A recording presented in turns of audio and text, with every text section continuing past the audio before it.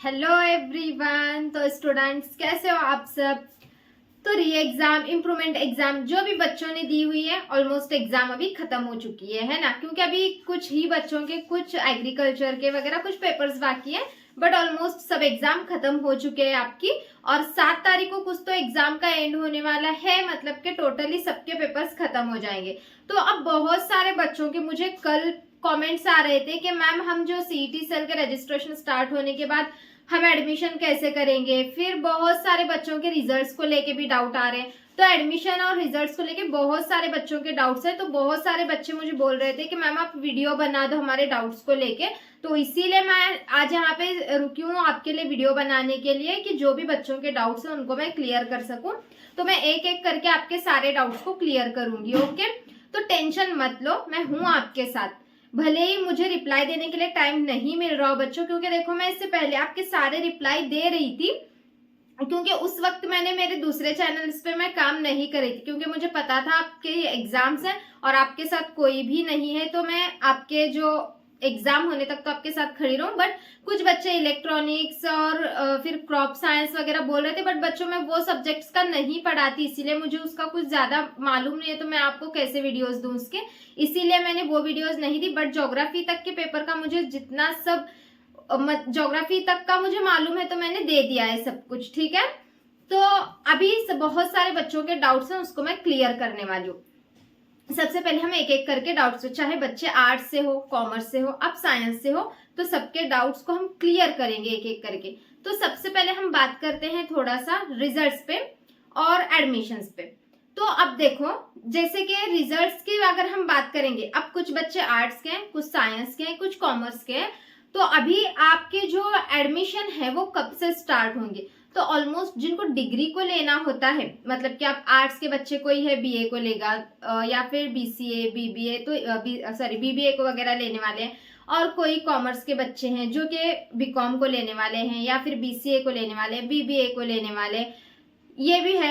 और कोई साइंस के बच्चे हैं जो कि बीएससी वगैरह को डिग्री को लेने वाले। तो डिग्री के लिए अभी एडमिशन प्रोसेस देखो ऑलमोस्ट स्टार्ट हो चुकी है। और इनके लिए कुछ भी जो है मतलब इम्प्रूवमेंट जो दे रहे हैं, उनके लिए इम्प्रूवमेंट वाले जो भी डिग्री को लेने वाले हैं, वो तो उनके लिए तो कुछ मैटर नहीं करेगा। आपकी जितने भी परसेंटेज है उसमें आपको एडमिशन मिल जाएगा। अब बहुत सारे बच्चे इसमें ऐसे हैं जो कि री एग्जाम दे चुके हैं, मतलब किसी किसी का बैक था पेपर, तो वो बच्चों ने एग्जाम्स दी हुई है। तो वो बच्चों के एडमिशन का क्या होगा। तो देखो अभी अगर हम रिजल्ट्स की बात करेंगे ना बच्चों, तो रिजल्ट्स मैंने आपको बताया था कि पिछले साल इस साल के मुकाबले में, मतलब 2023, 24, 25 हम कंपेयर करेंगे। 23 में देखेंगे ना हम, तो 16-17 दिन का गैप था। फिर 24 में 15 दिन का गैप था, 25 में 13 दिन का गैप था एग्जाम खत्म होने के बाद।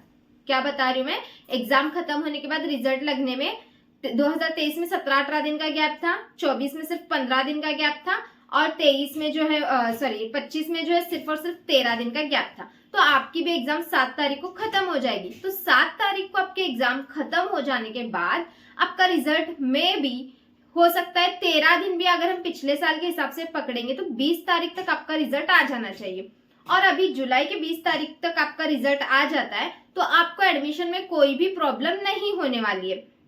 क्योंकि सीईटी सेल, अगर पहले मैं नॉर्मल बच्चों की बात करती हूँ, आर्ट्स और कॉमर्स के बच्चों की, तो आपको तो टेंशन लेने की जरूरत नहीं है। इसी महीने में आपका रिजल्ट लगने वाला है, आपको एडमिशन आराम से मिल जाएगा, ठीक है। तो आपको एडमिशन की चिंता करने की जरूरत नहीं है।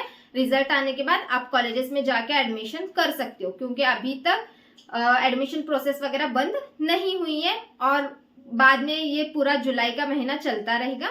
तो जो डिग्री को लेने वाले हैं बच्चे, बैक रहा था पेपर, एग्जाम दे चुके हैं, तो उनको एडमिशन रिजल्ट आने के बाद आराम से जाके आप कर सकते हो। बट रिजल्ट आने के बाद फॉरन प्रोसेस में लग जाना, ठीक है। ये डाउट क्लियर हो गया।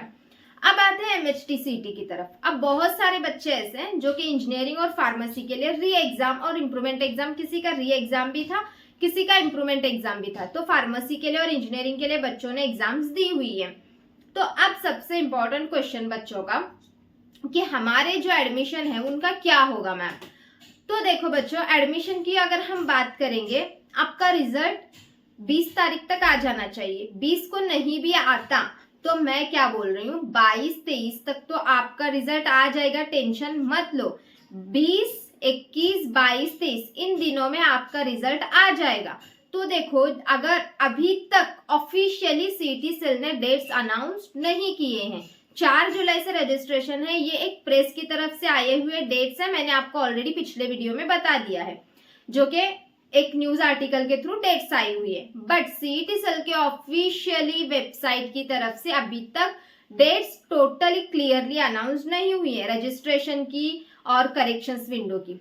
ठीक है, अगर हम सपोज 4 जुलाई से, जो कि एक प्रेस की तरफ से, एक आर्टिकल की तरफ से आया हुआ है, तो अगर हम 4 जुलाई से भी कंसीडर करते हैं तो 4 जुलाई से रजिस्ट्रेशन स्टार्ट होने के, तो अभी देखो मैंने एक बात आपको बताई कि आपको करेक्शन विंडो दिया गया है इसके अकॉर्डिंग, एक आर्टिकल के अकॉर्डिंग करेक्शन विंडो जो है ना आपका 23 से 25 तक आपको करेक्शन विंडो दिया गया है। मतलब कि उसमें आप क्या कर सकते हो, अगर आपका कुछ भी डॉक्यूमेंट वापस से आपको सबमिट करवाना है तो आप करवा सकते हो।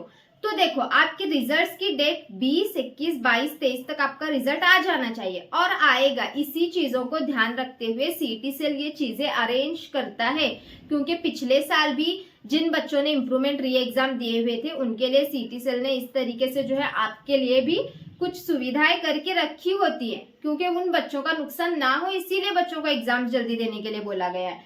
तो मे बी इन डेट्स के पहले ही आपका रिजल्ट लग जाएगा। मतलब कि सपोज अगर लास्ट डेट रजिस्ट्रेशन की 17-18 तारीख होगी तो आप अपना ओल्ड रिजल्ट वहां पे सबमिट कर सकते हो, और ओल्ड रिजल्ट सबमिट करने के बाद में जब आपका रिजल्ट, मतलब आपके लिए करेक्शन विंडो ओपन होता है, आप वहां पे कुछ डॉक्यूमेंट्स आपके फिर से कुछ मिस्टेक्स हैं या फिर आपको कुछ करेक्शन करवाना है तो आप करवा सकते हो। तब आपका जो रिजल्ट आएगा इम्प्रूवमेंट का या फिर री एग्जाम का, वो वहां पे अपलोड कर सकते हो। सपोज कुछ केसेस में ऐसा होता है कि रिजल्ट लगा ही नहीं और करेक्शन विंडो क्लोज हो गया, नहीं होगा, 99% ऐसा नहीं होगा, बट 1% हम मान के चलते हैं, और आपने ओल्ड वाला रिजल्ट सबमिट कर दिया है, अब करेक्शन विंडो आपका क्लोज हो चुका है, उसके बाद में आपका महाराष्ट्र बोर्ड का रिजल्ट आ रहा है। क्योंकि देखो, महाराष्ट्र बोर्ड, सीईटी सेल, ये सारी चीजें एक साथ ही होती है, क्योंकि ये महाराष्ट्र बोर्ड के बच्चे ही एमएचटी सीईटी देते हैं। तो ये सारी चीजें मतलब कि रिजल्ट लगेगा फिर ही करेक्शन विंडो ओपन हो सकता है, बट मैं 1% की चांसेस बता रही हूँ। नहीं हुआ तो क्या करेंगे, तो आपका ओल्ड वाला रिजल्ट होता ही होता है ना, तो ओल्ड वाला रिजल्ट आप सबमिट कर चुके होते हो। जब आपके कॉलेज में मेरिट लिस्ट वगैरह लगती है, आप कैप राउंड के लिए अप्लाई करते हो, तो वहां पे कौन से मार्क्स मैटर करते हैं इस चीज को पहले समझ लो। वहां पे आपका जो कॉलेज सिलेक्शन होता है वो सीईटी के रिजल्ट पे होता है, सीईटी के परसेंटाइल पे होता है, और उसके बाद जो है कॉलेज में आपके मेन जो है वो परसेंटेज आपके कॉलेज में रिक्वायरमेंट आपके कॉलेज में होती है। तो मे बी अगर कुछ केसेस में ऐसा होता है कि आपका सीईटी महाराष्ट्र बोर्ड का रिजल्ट लगने में लेट हुआ और सीईटी का विंडो ओपन हो गया, करेक्शन विंडो क्लोज हो गया, तो आप क्या करेंगे, तो आप ओल्ड रिजल्ट के बेसिस पे आपके सीईटी सेल के परसेंटाइल के हिसाब से आपको मेरिट लिस्ट आपकी लगेगी।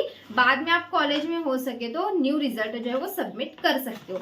तो ये मैंने आपको सारी चीजें यहाँ पे बता दी है, बट आई होप के रिजल्ट आपका 20, 21, 22 के बीच में आ जाएगा, उसके बाद ही आपकी करेक्शन विंडो तब तक ओपन रहेगी। इसीलिए टेंशन मत लो, बस डॉक्यूमेंट्स पे ध्यान दो, डॉक्यूमेंट्स सब जमा करके रखो और वेरीफाई अच्छे से कर देना उसको।